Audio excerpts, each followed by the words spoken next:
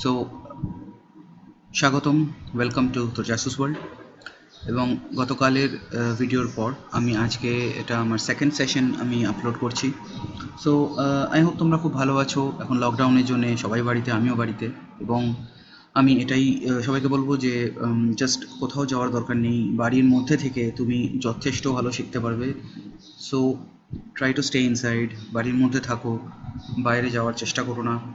And utilise your time. বাড়ির মধ্যে যখন তোমরা যারা কাজ করছো, যারা চাকরি করছো, যারা ওয়ার্ক ফ্রম হোম নিয়েছো, তারা বাড়ির মধ্যে যতটুকু টাইম ফ্রি পাচ্ছ সেইটুকু টাইমে চেষ্টা করো আরও নিজের নলেজগুলোকে বাড়ানোর। এবং তোমরা যারা স্টুডেন্ট আছো তারা তো এখন যারা ছুটিতে আছো তারা অবভিয়াসলি আমার ভিডিওগুলো দেখতে পারো। যারা বাংলায় প্রেফার করো, আমার অনেক স্টুডেন্টস বাংলাতে চাইছে। আমি কয়েকদিনের মধ্যে, মানে গতকাল এবং কয়েকদিনের মধ্যে আরও কতগুলো পজিটিভ অ্যাপ্রোচ পেয়েছি। Thanks to all of them, তাদেরকে আমি অনেক অনেক অনেক ধন্যবাদ জানাচ্ছি।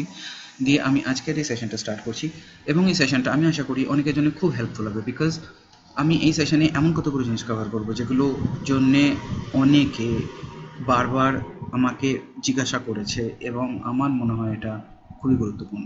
ওকে, প্রথমে একটা কথা বলে রাখি, আমি লিখবো ইংলিশে কিন্তু বোঝাবো বাংলাতে, কোনো অসুবিধা হবে না। তার কারণ আমি চাইছি যারা বাংলাতে শিখছো তারা ইংলিশ টার্মগুলো, আমি আবার বলেছি, আগেও বলেছি, আবার বলবো, ইংলিশ রেলেভেন্ট টার্মগুলো কিন্তু অবশ্যই করে শিখে রাখা দরকার। বিকজ ইংলিশে সব রকম manual, data sheet, operation instruction manual এবং অন্যান্য যা তথ্যগুলো আসে বাজারে, সব কিছুই কিন্তু ইংলিশে আসে। So you can not avoid English.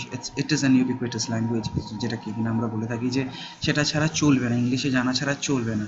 শেখার জন্য ঠিক আছে, বাট তোমাদেরকে ভবিষ্যতে গিয়ে ডেটা শিট পড়ে কাজ করতে গেলে, সার্কিট ডিজাইন করতে গেলে বা কোড লিখতে গেলে তুমি কোথাও কোনো আইডিই পাবে না যেখানে তুমি হয়তো বাংলাতে লিখতে পারবে, অ্যাটলিস্ট আমার জানা নেই। So let's start from here. Good.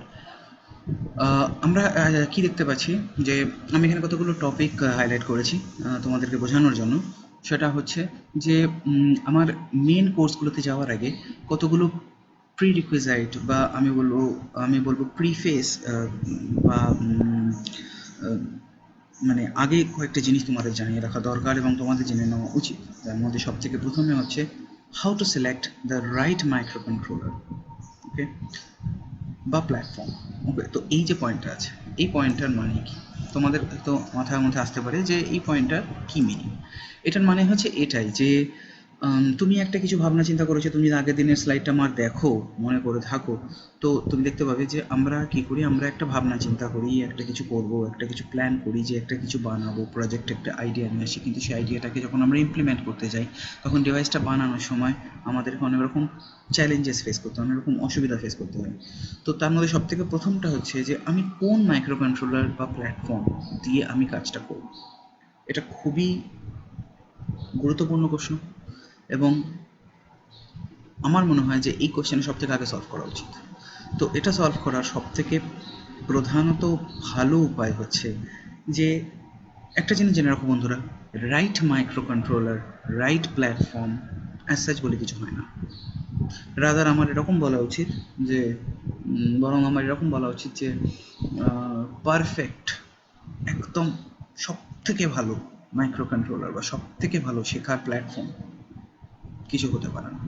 Because কেউ বলবে আরডুইনো ভালো, কেউ বলবে পেক ভালো, কেউ বলবে 8051 ভালো, কেউ বলবে এসটি মাইক্রো ভালো, আমি হয়তো বলবো টিআই ভালো।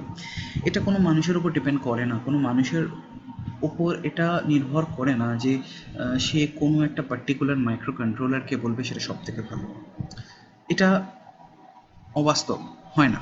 কারণ সব মাইক্রো কন্ট্রোলারই ভালো আমার মতে, সব মাইক্রো কন্ট্রোলারের নিজস্ব জায়গা আছে এবং একটা দিক থেকে দেখতে গেলে সব মাইক্রো কন্ট্রোলারই কিন্তু কোর লেভেলে বা একদম ভেতরের দিক থেকে একই কাজ করে। তো এই যে আমাদের চিন্তাভাবনাটা যে right micro controller, as such right micro controller বলে কিছু হয় না। যেটা আমরা জেনে থাকি সেটা হচ্ছে যে, তো রাইট মাইক্রো কন্ট্রোলার কথাটা আমি এখানে চাইবো না বলতে, আমি বলবো সুটেবল মাইক্রো কন্ট্রোলার। সুটেবল কথাটার মানে হচ্ছে যেটা আমার কাজের জন্য প্রযোজ্য। এবারে সুটেবল মাইক্রো কন্ট্রোলার বলতে গেলে অনেক কটা জিনিস চলে আসে। যেমন সবথেকে প্রথমে তোমায় ভাবতে হবে তুমি কি জিনিস প্রজেক্টে তৈরি করতে চাচ্ছ। তুমি যদি এমনভাবে প্রজেক্ট করতে চাও যে তোমার কাছে টাইম কম, তোমার তোমার সিনিয়রদের বা প্রফেসরদের বা টিচারদের হেল্প নেওয়া যাবে না, তোমাকে নিজেকেই করতে হবে, সেক্ষেত্রে তোমাকে কিন্তু পুরোপুরি নির্ভর করতে হবে ইন্টারনেটের উপর, বা ইন্টারনেটে যে ফ্রি টিউটোরিয়ালগুলো আছে বা বই, এগুলোর উপর। সেক্ষেত্রে আমি বলবো এমন একটা মাইক্রো কন্ট্রোলার চুজ করো যেটা তোমার জন্যে শিখতে সহজ, কাজ করতে সহজ এবং টাইম কম লাগবে। এবং একটা জিনিস অবশ্যই মনে রাখতে হবে যে এমন একটা মাইক্রো কন্ট্রোলার তোমাকে নিতে হবে যেটার মার্কেটে সবথেকে বেশি ইনফরমেশন অ্যাভেলেবেল আছে। অ্যাট প্রেজেন্ট মোমেন্ট আমার সেরকম কোনো মাইক্রো কন্ট্রোলার যদি আমি বলি তাহলে অবশ্যই আমি বলবো পিক একটা এমন মাইক্রো কন্ট্রোলার যেটা প্রচুর ইন্টারনেটে ইনফরমেশন অ্যাভেলেবেল থাকে এবং মানে তুমি ইন্টারনেটে গেলেই দেখতে পাবে যে প্রচুর প্রচুর প্রচুর রিসোর্সেস তুমি পাবে। আরেকটা হচ্ছে আরডুইনো। আরডুইনোর সবথেকে বড় সুবিধা হচ্ছে যে আরডুইনোর অ্যাভেলেবেল প্যাকেজেস আছে। তুমি যদি তোমার কাছে হাতে টাইম কম থাকে, তোমার যদি সিনিয়র কারোর গাইড না পাও, তুমি যদি নতুন হও, আমি বলবো আরডুইনো দিয়ে করতে পারো। বিকজ আরডুইনোর সুবিধা হচ্ছে যে তুমি প্যাকেজেস ডাউনলোড করতে পারবে, ওর ভিতর ইনবিল্ট প্রচুর লাইব্রেরিজ আছে। তুমি যদি খুব সিম্পল প্রজেক্ট করো তাহলে ওদের যে নিজস্ব লাইব্রেরি সেগুলোকে তুমি ইউজ করে করে পুরো প্রজেক্টটা হয়তো করে ফেলতে পারবে এবং রেডিমেড প্রজেক্ট পর্যন্ত তুমি ইন্টারনেট থেকে পেয়ে যাবে। কিন্তু তারও কতগুলো অসুবিধা আছে, যেমন তুমি ভেতরে ইনডেপথ নলেজ পাবে না, তুমি ভেতরে গভীরে গিয়ে শিখতে পারবে না। কারণ কি, যে জিনিসটা তুমি কপি পেস্ট করছো সেই জিনিসটার নলেজ তোমার ভেতরে ঢুকবে না। দ্বিতীয়ত হচ্ছে যে এমন একটা মাইক্রো কন্ট্রোলার নিতে পারো যেটা মার্কেটে খুব কম দামে পাওয়া যায়। সেটা অবশ্য কস্ট এফেক্টিভ হয়ে যাচ্ছে, কিন্তু আমি এই জন্য বলছি যে যারা নতুন নতুন কাজ করতে যাচ্ছ তাদের হয়তো অনেক সময় মাইক্রো কন্ট্রোলার খারাপ হতে পারে। তো যদি খারাপ হয়ে যায় যাতে সেটা কাছাকাছি অ্যাভেলেবেল থাকে। আরডুইনোর 1 mega is very available easily. তো এটা একটা খুব ভালো উপায়। সেকেন্ড হচ্ছে প্ল্যাটফর্মের ক্ষেত্রে আমি এটাই বলবো যে প্ল্যাটফর্ম বলতে আমরা কী বুঝি। প্ল্যাটফর্ম বলতে আমি যেটা মিন করতে চাইছি সেটা হচ্ছে integrated development environment. Integrated development environment মানে হলো যে আমার তো মাইক্রো কন্ট্রোলারটা আমি পেয়ে গেলাম, কিন্তু মাইক্রো কন্ট্রোলারটাকে আমি প্রোগ্রাম করবো কী দিয়ে। আমি দেখেছি অনেক ক্ষেত্রে স্টুডেন্টরা এখানে গিয়ে আটকে যায় যে মাইক্রো কন্ট্রোলার মার্কেট থেকে কিনে নিয়ে চলে এলাম বা ইন্টারনেটে অর্ডার দিয়ে আমি বাড়িতে নিয়ে চলে এলাম, প্রজেক্টও জানি কী করবো, আমি কোডটাও লিখে ফেলেছি, কিন্তু আমি মাইক্রো কন্ট্রোলারে বার্ন করবো কী করে। কেউ কেউ হয়তো প্রপার বার্নার পায় না, কেউ কেউ হয়তো এমন একটা বোর্ড আনালো যেটা বুট লোডার বলে একটা জিনিস থাকে, সেই বুট লোডারটা ঠিকঠাক ফাংশন করছে না, ইউএসবি ডেসক্রিপ্টর ফাইল মিসিং, যেটা কিনা ইউএসবিতে আমি যখন লাগাচ্ছি আমার ডিভাইসটাকে প্রোগ্রাম করার জন্য তখন ইউএসবিতে সেটা ডিটেক্ট করছে না, সেটা ইউএসবিতে দেখাচ্ছে না, আমার ল্যাপটপ চিনতে পারছে না। তো এরকম টাইপের অনেক সমস্যা হয়ে থাকে। কিছু কিছু ক্ষেত্রে আমি এরকমও দেখেছি যে এটা আগে বিশেষ করে A051 ক্ষেত্রে হতো যে মাইক্রো কন্ট্রোলার আমি নিয়ে চলে এলাম, প্রোগ্রাম করতে যাচ্ছি, কিন্তু প্রোগ্রাম হচ্ছে না, প্রোগ্রামটা ডাউনলোড হচ্ছে না। তো এরকম অনেক সমস্যা হয়ে থাকে। তো এই ক্ষেত্রে আমি বলবো অবভিয়াসলি আরডুইনো হচ্ছে সব থেকে ভালো। কারণ আরডুইনোতে একটা জিনিস জেনে রাখবে যে আরডুইনো দিয়ে তুমি যদি প্রোগ্রাম করো, তুমি আরডুইনোর যে কোড আছে সেই কোডটা ওদের আইডির সঙ্গে ইন্টিগ্রেটেড, ওদের ডিবাগার আছে ভেতরে এবং এমুলেটর আছে, এবং তুমি যখনই কোডটা লেখা হয়ে যাবে, তুমি যখন ডাউনলোড করবে তোমার কোড উইল জাস্ট ক্লিকেতে it will start running, you just don't have to bother, তোমার কোনো চিন্তাই করতে হবে না। বাট একই সঙ্গে ওই একই কথা আরডুইনো দিয়ে করলে তুমি কিন্তু গভীরে ঢুকে শেখাটা একটু অসুবিধা আমি মনে করি, এটা আমার পার্সোনাল ওপিনিয়ন। তো এগুলো গেল, কিন্তু তোমাদের জন্যে যারা কিনা, তো বিগিনারদের জন্য আমি বলবো পিক অথবা আরডুইনো।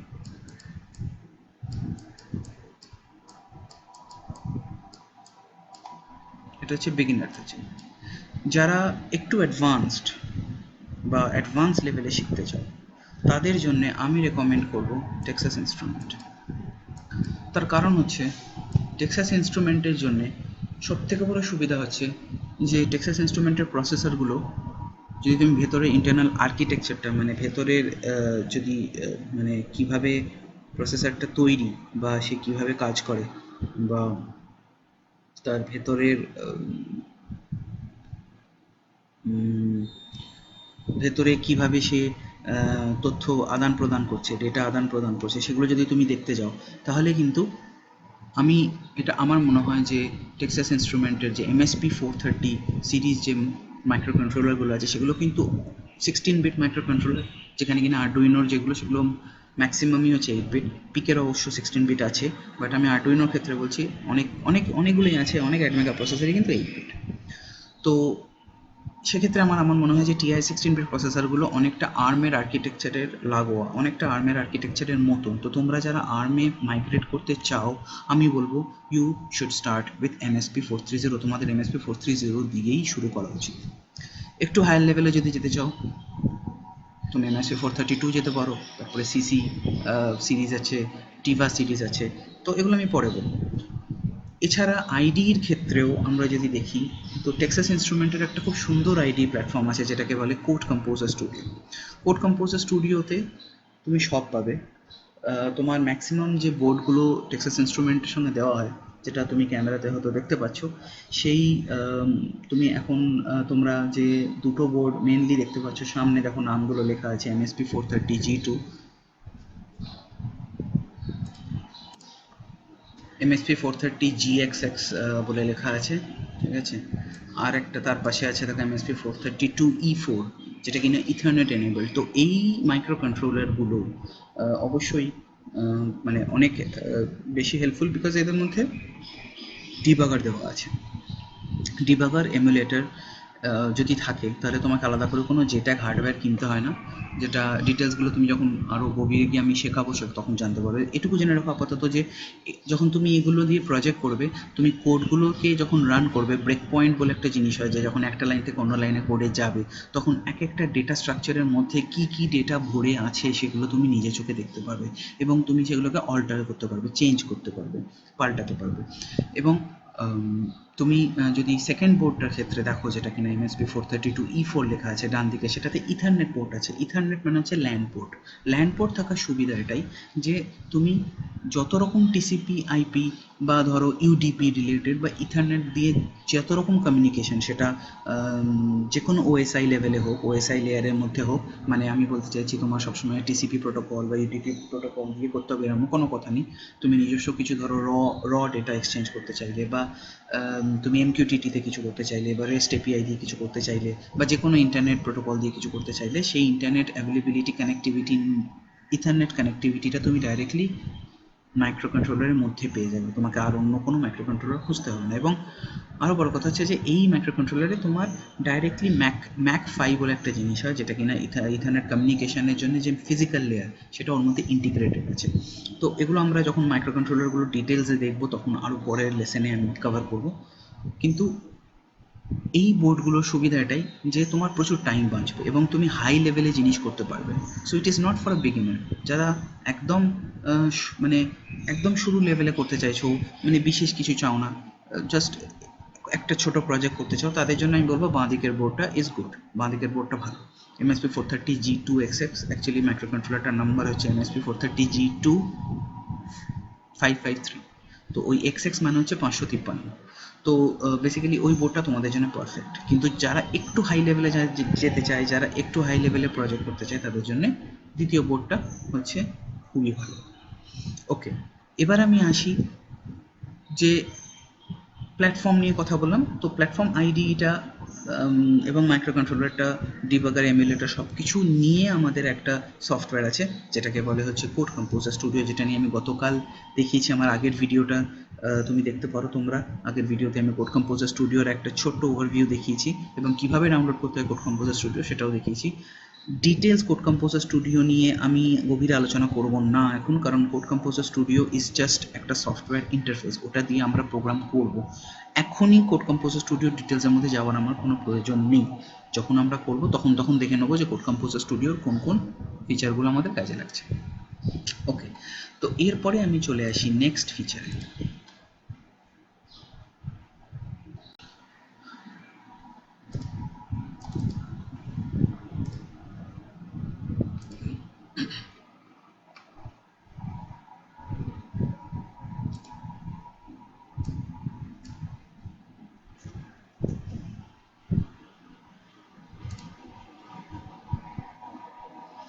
ওকে, সো নেক্সট আমি যে পয়েন্টে চলে আসবো সেটা হচ্ছে যে which silicon SoC should I use, যেটা কিনা এই পয়েন্টটা।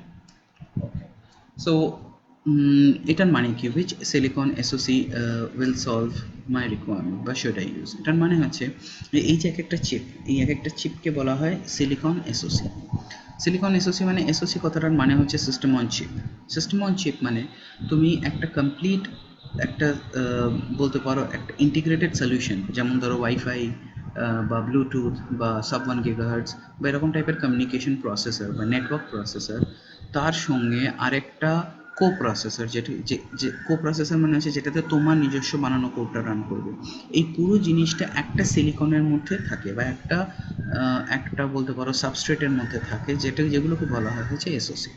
তো কোন এসওসিটা আমার জন্য বা কোন মাইক্রো কন্ট্রোলারটা আমার জন্য সুটেবল হবে, এইখানে আমি একটা ইম্পর্টেন্ট জিনিস তোমাদের বলতে চাইবো, সেটা হচ্ছে যে যদি তোমরা খুব সিম্পল প্রজেক্ট করতে চাও, আমি খুব শর্টে বলবো এটা, কারণ বেশি লেন্দি করলে আমার মনে হয় যারা নতুন নতুন যারা শিখছো বা যারা বিগিনার, তারা কিন্তু একটু কনফিউজ হয়ে যেতে পারো। তো আমার মনে হয় সব থেকে প্রথমে যেটা তোমরা দিয়ে স্টার্ট করতে পারো সেটা হচ্ছে যে MSP430 G2XX, যেটা তুমি একদম বাঁ দিকে তোমরা দেখতে পাচ্ছ ক্যামেরাতে। এই পার্টিকুলার লঞ্চ প্যাডটার সুবিধা হচ্ছে এটাই যে এই লঞ্চ প্যাডটাতে সব রকম ফিচার রয়েছে। 16 KB অফ মেমোরি আছে, তার সঙ্গে র্যামও আছে ভালো। তো এতে তুমি ছোটোখাটো অ্যাপ্লিকেশান, I2C পেরিফেরাল আছে, SPI আছে, UART আছে, তো ছোটোখাটো অ্যাপ্লিকেশানের জন্য আমার মনে হয় এই পার্টিকুলার প্রসেসরটা ইজ কোয়াইট গুড। এবং আমরা যখন ডিটেলসে যাবো এই পার্টিকুলার প্রসেসরটার মধ্যে, যখন আমরা শিখবো কোর্সে, তখন দেখবো যে আমরা অনেক রকমের প্রজেক্ট কিন্তু অ্যাকচুয়ালি এগুলো দিয়ে বানাতে পারি।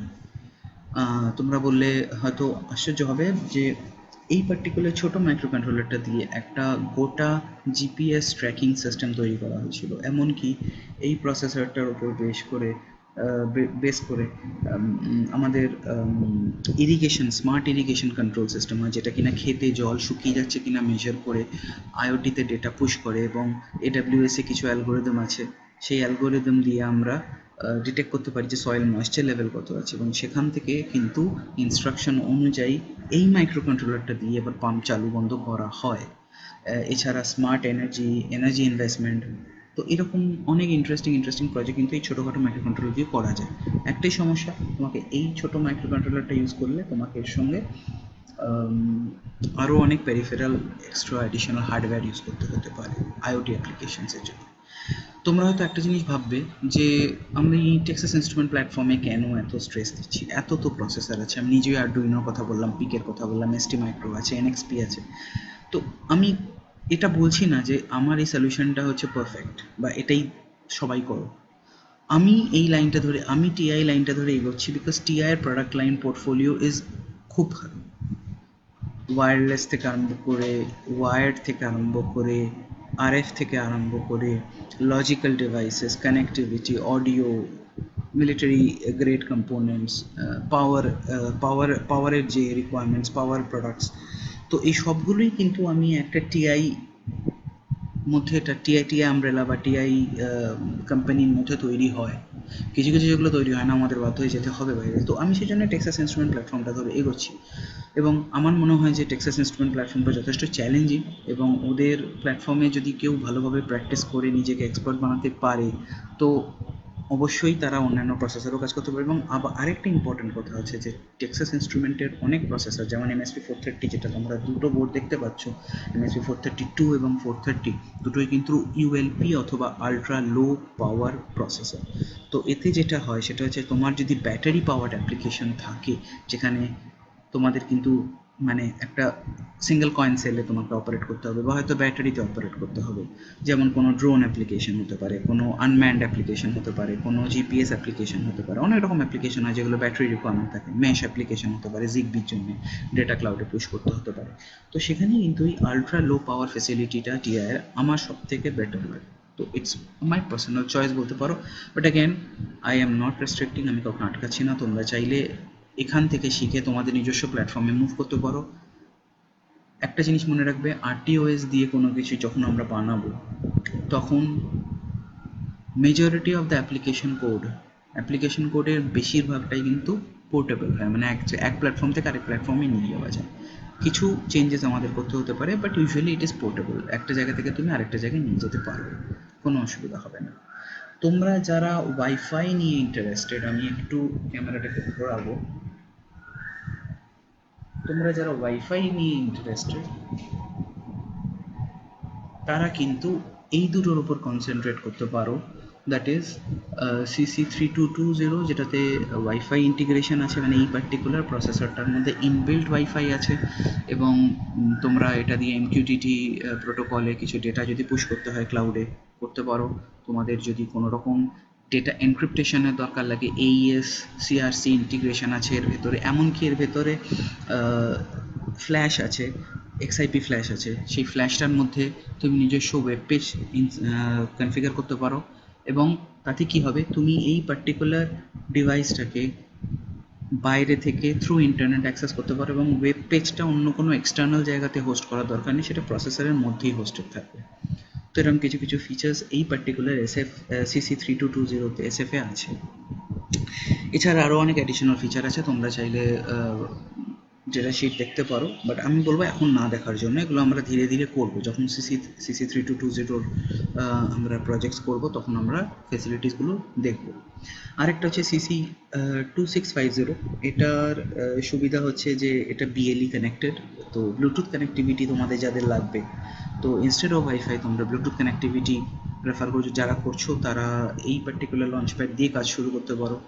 এবং এই সবকটাই কিন্তু এক্সেপ্ট প্রথমটা, মানে MSP430 G2টা ছাড়া এই তিনটে লঞ্চ প্যাডই কিন্তু, তিনটে বোর্ডই কিন্তু একটা সিঙ্গেল SDK মানে সফটওয়্যার ডেভেলপমেন্ট কিট দিয়ে প্রোগ্রাম করা যায়, যার নাম হচ্ছে সিম্পল লিঙ্ক। আমি আবার এখানে লিখে দেবো,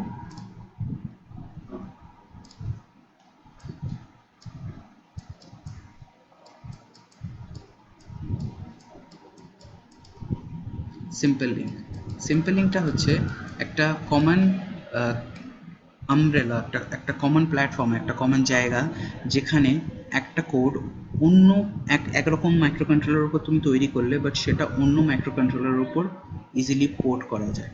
আমি আবার বলছি, সাপোজ কেউ ধরো CC2650 জন্য কোড তৈরি করলে, সেই একই কোডটা কিছু ফাংশনালিটি যেগুলো কিনা অবশ্যই চেঞ্জ করতে হবে, যেমন ওটা BLE, এটা অন্যটা একটা ওয়াইফাই, একটা ইথারনেট, তো ওই ফাংশনালিটিগুলো বলছি না। যেগুলো তোমাদের অ্যাপ্লিকেশন যেগুলো তোমরা বানাবে, সেগুলো কিন্তু একটা প্রসেসর থেকে অন্য প্রসেসর অবধি, একটা প্রসেসর থেকে অন্য প্রসেসরে নিয়ে গেলে কোনো অসুবিধা হবে না। তো সিম্পল লিঙ্ক SDK আমরা ইউজ করবো, এবং সিম্পল লিঙ্ক SDK-র এটাই সুবিধা, এটা সুবিধা না, আমি বলবো এটা বিশাল বড় সুবিধা। এবং তার সঙ্গে এটা বলে রাখি যে তোমরা যারা অন্য প্ল্যাটফর্মে যেতে চাও, মানে অন্য প্রসেসরে যেতে চাও, যেমন NXP বা ST মাইক্রো বা অ্যাটমেগা, তো আমি তাদেরকে এটা বলবো যে আমরা POSIX দিয়ে কিছু প্রোগ্রামিং করব। আমরা যখন RTOS-এ থ্রেড ক্রিয়েট করবো, আমরা চেষ্টা করবো POSIX দিয়েও করার।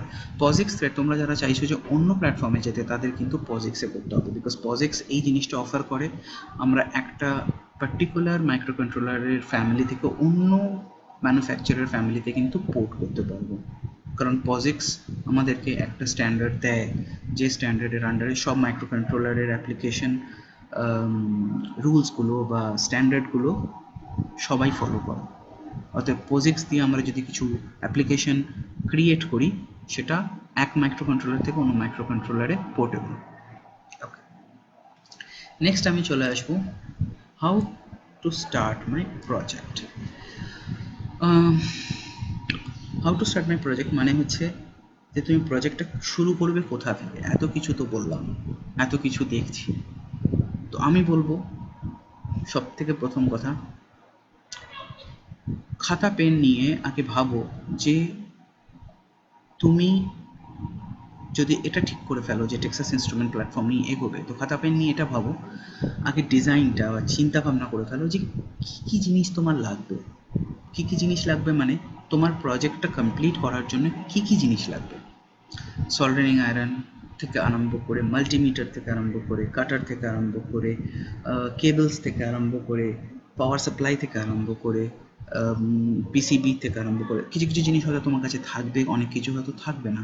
সেটা না ভেবে তুমি একটা লিস্ট বানিয়ে ফেলো, যেটাকে আমরা একরকমভাবে বলতে পারি বিল অফ মেটেরিয়ালস, বম।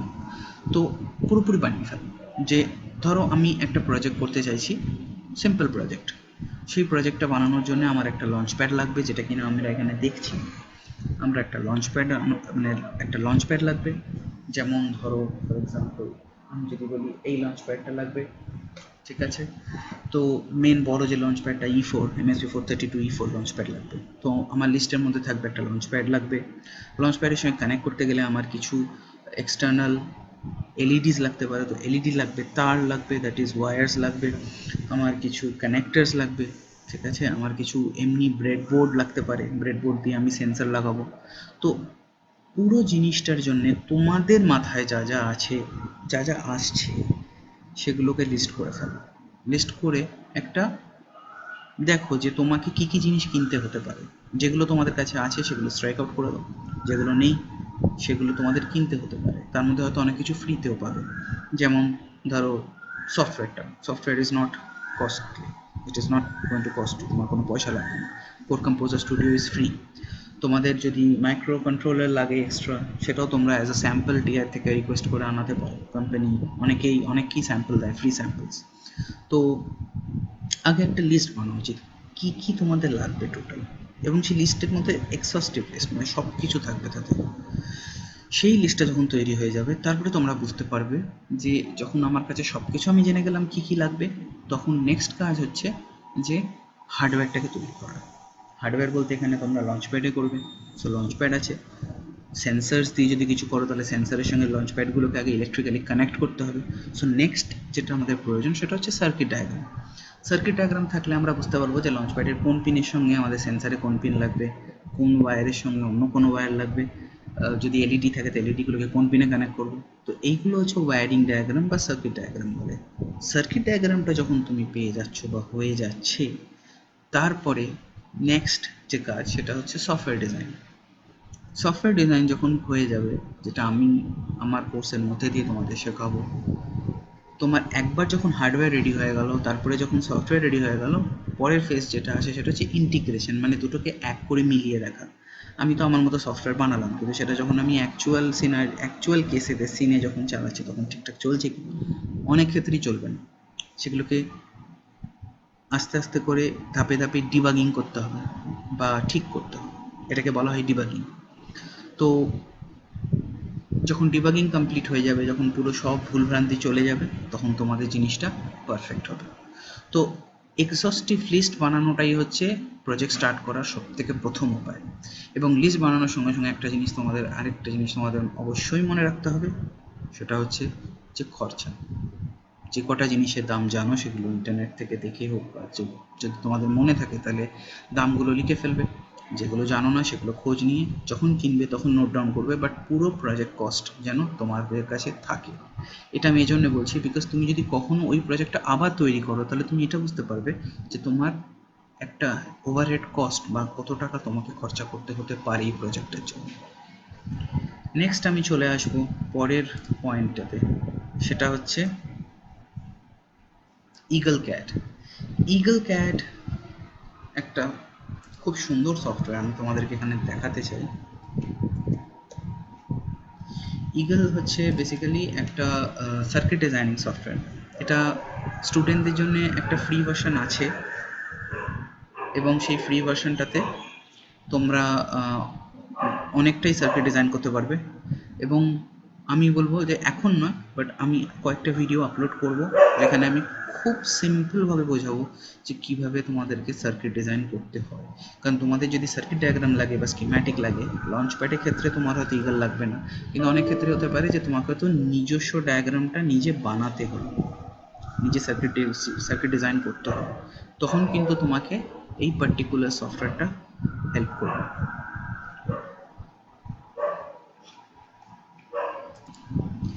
এই পার্টিকুলার সফটওয়্যারটাকে বলা হচ্ছে ইগল, ঠিক আছে। তোমরা ইগলের ফ্রি ভার্সন নেবে।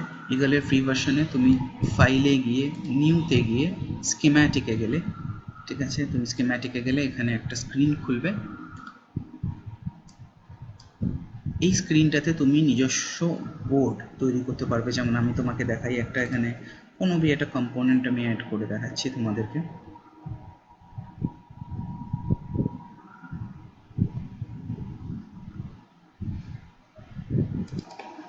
এখান থেকে আমি একটা যে কোনো একটা আইসি নিয়ে নেবো, বা আমি একটা মাইক্রো কন্ট্রোলারও নিয়ে নিতে পারি। এই লাইব্রেরিগুলো তুমি যখন সফটওয়্যারটা ইনস্টল করবে বা ডাউনলোড করবে তার সঙ্গে আসবে, অতএব চিন্তার কোনো কারণ নেই। এখান থেকে আমরা একটা যে কোনো একটা নিয়ে নেবো আইসি, একটা যে কোনো মাইক্রো কন্ট্রোলার নিয়ে নেবো। একটা মাইক্রো কন্ট্রোলার এখান থেকে আমরা নিয়ে নেব। তুমি দেখতে পাচ্ছ যে পাশে একটা 3D ছবি আছে। এই 3D ছবিটা মানে হচ্ছে যে তুমি যখন পিসিবিটা ডিজাইন করে ফেলবে তখন তুমি এর একটা 3D পিকচার দেখতে পারবে। এগুলো সবই আমরা ডিটেলস দেখব পরে। যেমন ধরো এখানে আমি একটা মাইক্রো কন্ট্রোলার অ্যাড করলাম, এবং এই মাইক্রো কন্ট্রোলারটার সঙ্গে আমার যত কিছু আমি চাই অ্যাড করতে, যেমন এখানে যদি কোনো রেজিস্ট্যান্স অ্যাড করতে চাই, আমি একটা RCL লাইব্রেরি দিয়ে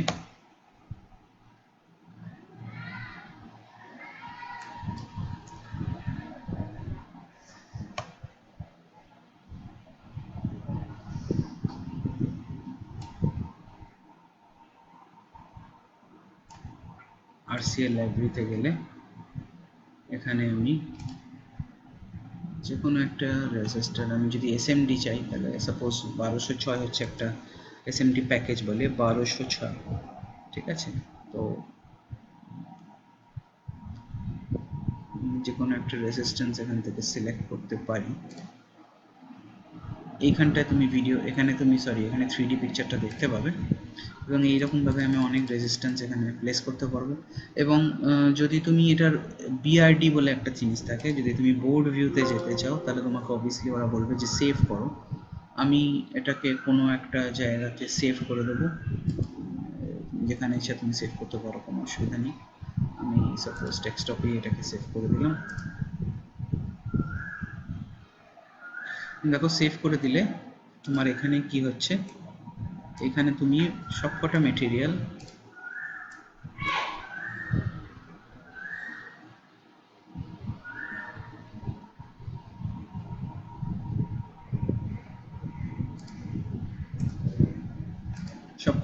তুমি বোর্ডের মধ্যেই নিয়ে চলে আসবে, ঠিক আছে। এটা জুম ইন, এটা জুম আউট। তো এরম করে আমি যেহেতু কোনো কানেকশন করিনি স্কিম্যাটিকে, তাই জন্য এখানে কোনো লাইন্স দেখাচ্ছে না। তো এইখান থেকে তুমি কিন্তু 3D ইমেজ জেনারেট করতে পারো। সেটা আমি এখন দেখাচ্ছি না, এটা খুবই একটা কম্পারসাম টাস্ক, অনেক টাইম লাগবে। তো তার জন্য আমাদের একটা প্রপার ডিজাইন থাকা দরকার। আমি যেটা করব সেটা হচ্ছে যে আমি হাতে বানানো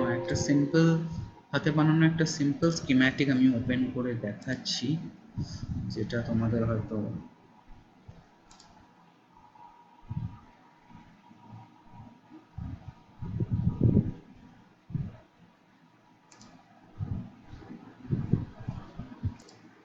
এখানে তোমরা দেখতে পাবে যে এখানে এটা একটা কমপ্লিট ডিজাইন, ঠিক আছে।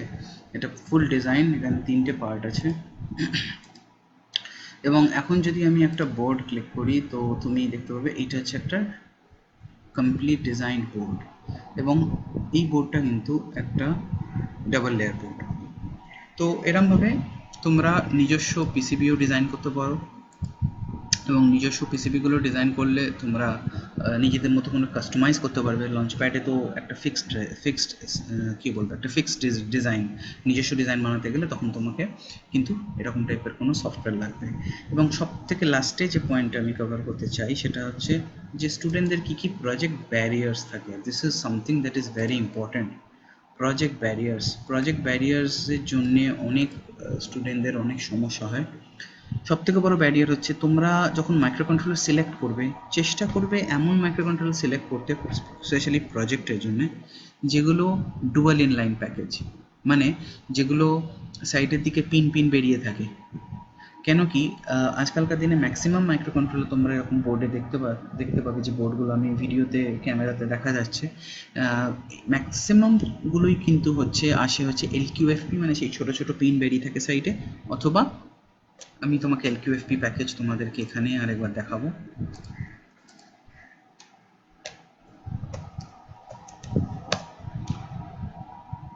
এইরকম টাইপের প্যাকেজে আসে, এইরকম টাইপের। তো আমি বলবো যে এইরকম টাইপের প্যাকেজ তোমাদের পক্ষে সল্ডার করা বোর্ডে হাতে করে কিন্তু একটু ডিফিকাল্ট, এটা খুব এক্সপার্ট লোক না হলে ইজ ভেরি ডিফিকাল্ট, হবে না, একটা পিনের সঙ্গে অন্য পিন লেগে যাবে, এটা একটা হচ্ছে তোমাদের ব্যারিয়ার। আরেকটা প্যাকেজ আছে যেটাকে বলে QFN প্যাকেজ, QFN ধরে নাও 28, QFN 28 আইসিগুলো এরকম দেখতে হয়, ঠিক আছে, এর কোনো পিন থাকে না এবং এগুলোকে সল্ডার করা কিন্তু খুব সমস্যা। এমন একটা মাইক্রোকন্ট্রোলার সিলেক্ট করো না যে মাইক্রোকন্ট্রোলারটা শুরুতেই এরকম প্যাকেজে থাকে, কারণ এরম প্যাকেজের মাইক্রোকন্ট্রোলার তোমাদের পক্ষে সল্ডার করা অসুবিধাজনক। তো আমি যে মাইক্রোকন্ট্রোলারগুলো বলছি সেগুলো হচ্ছে এরকম, এইরকম প্যাকেজের মাইক্রোকন্ট্রোলার সিলেক্ট করবে, ঠিক আছে, তাতে তোমাদের কাজ করতেও সুবিধা হবে অ্যান্ড তোমাদের সল্ডারিং তোমরা ভেরো বোর্ডে হোক বা ব্রেড বোর্ডেও লাগাতে পারবে। দ্বিতীয়ত হচ্ছে যে তোমরা এমন কোনো কমপ্লিকেটেড ডিজাইন শুরুতে করো না যেগুলোর মধ্যে অনেক রকমের কমপ্লিকেশনস আসতে পারে, যেমন খুব সেন্সিটিভ কিছু মাইক্রোকন্ট্রোলার আছে যেগুলো একটু ভোল্টেজ আপ ডাউন হলে কিন্তু নষ্ট হয়ে যেতে পারে। তো তোমরা যারা প্রথম দিকে প্রজেক্ট করছো আমি তোমাদের সাজেস্ট করবো যে তোমরা একদম সিম্পল মাইক্রোকন্ট্রোলার নিয়ে কাজ করো, যেমন MSP430G2553 যেটা একদম বাঁ দিকের বোর্ডটাতে আছে। ওতে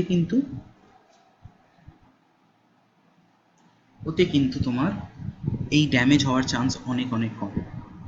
এছাড়া আরও অনেক কিছু আছে, যেমন ডুয়াল সাইডেড বোর্ড, তোমরা যদি কখনো নিজেরা বোর্ড যদি ডিজাইন করো, যদি ভেরো বোর্ডে কাজ করো কোনো প্রবলেম নেই, কিন্তু যদি নিজস্ব ডুয়াল সাইডেড বোর্ড ডিজাইন করো তো আমি বলবো যে একটু কেয়ারফুলি করো, কারণ ডুয়াল সাইড বোর্ডে তুমি যখন ঝালাই করবে বা সল্ডার করবে তখন কিন্তু জিনিস বারবার তুললে ওখানে ভায়া বলে একটা জিনিস হয় যেটা কিনা টপ থেকে বটম লেয়ারে একটা কানেক্টিভিটি তৈরি করে। আমি তোমাকে ভায়ার ছবি এখানে দেখাবো তোমাদেরকে।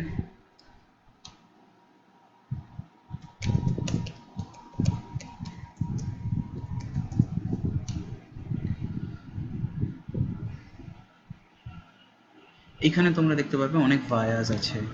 আইডিয়ালি জিনিসটা এইরকম, এইটা একটা টপ লেয়ার, নিচের দিকে থাকে বটম লেয়ার, এই কম্পোনেন্টটা উপর দিয়ে ঢুকে নিচে দিয়ে মানে পিনটা দুদিক থেকে বেরিয়ে থাকে এবং দুদিকেই সল্ডার হয়ে যায়। এইখানে দেখো দুদিকেই সল্ডার হয়ে যায়।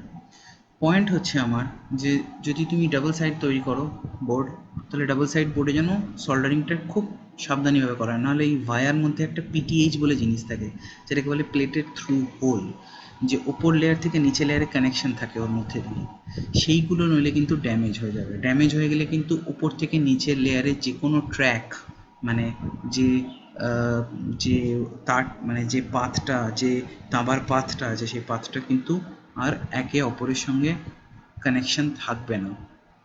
অতএব এটা কিন্তু তোমাদেরকে খেয়াল করে রাখতে হবে। যদি তোমরা বারবার একটা জিনিস সল্ডার করো তোলো তাহলে কিন্তু এই ভায়াগুলো নষ্ট হয়ে যাবে। তো দ্যাটস অল, আমি এইটুকু বলেই আজকের মতো এখানেই শেষ করবো এই সেশন, এবং পরের সেশন থেকে আমরা অ্যাকচুয়াল হ্যান্ডস অন করবো, অ্যাকচুয়াল কাজ শুরু করব। বাট আমি তোমাদেরকে যেটা মানে সাজেস্ট করবো সেটা হচ্ছে যে আমি কোর্সগুলো 3টে স্টেপে করব। একটা হচ্ছে MSP430G2 দিয়ে, যেটা একদম বাঁদিকে লঞ্চ প্যাডটা আছে, ওটা সিম্পল বেয়ার মেটাল প্রোগ্রামিং দিয়ে করব, কোড কম্পোজার স্টুডিও দিয়ে একদম সিম্পল প্রজেক্টের জন্য এমবেডেড সি দিয়ে করা হবে। মাঝখানের বোর্ডটা দিয়ে আমি করব MSP432E4 দিয়ে ইথারনেট বেসড কিছু প্রজেক্টস করব, যেখানে MQTT এবং IoT রিলেটেড কোনো প্রজেক্টস আমি করাবো, এবং ফার্স্টে তার জন্য এমবেডেড সি শেখাবো, আর্টস শেখাবো। আর্টসের সঙ্গে সঙ্গে আরও অনেক কিছু আমাকে শেখাতে হবে, যেমন আমি আগের ভিডিওতে বলেছি, ওগুলো দেখে নিও আগের ভিডিওটা থেকে। তো সেগুলো শিখিয়ে আমি কিছু প্রজেক্টস আগে MSP432E4 করবো। সব থেকে লাস্টে আমি যাব CC3220 দিয়ে কিছু প্রজেক্ট যেটা কিনা ওয়াইফাই এনেবলড, এবং তারও পরে যাব হচ্ছে CC2650BA দিতে। তো এই চারটে ভাগে আমার এই কোর্সটাকে আমি ভাগ করে নেব, এবং আশা করছি যে তোমরা যারা প্রজেক্ট করবে বা করতে চাও, এই 4টে বোর্ড তোমরা যদি ভালোভাবে এর ওপর ভালো প্রজেক্ট করতে পারো কমপ্লিট, তোমাদের শুধু পরীক্ষার জন্যই নয়, তোমাদের চাকরি জগতেও তোমরা ভালো চাকরিতে ইন্টারভিউ ক্র্যাক করতে পারবে এবং যথেষ্ট ভালোভাবে তোমাদের নলেজটা এবং জ্ঞান ভাণ্ডারটাও বাড়বে। ধন্যবাদ আজকের মতো, থ্যাংক ইউ, আবার দেখা হবে পরের সেশনে, বাই বাই।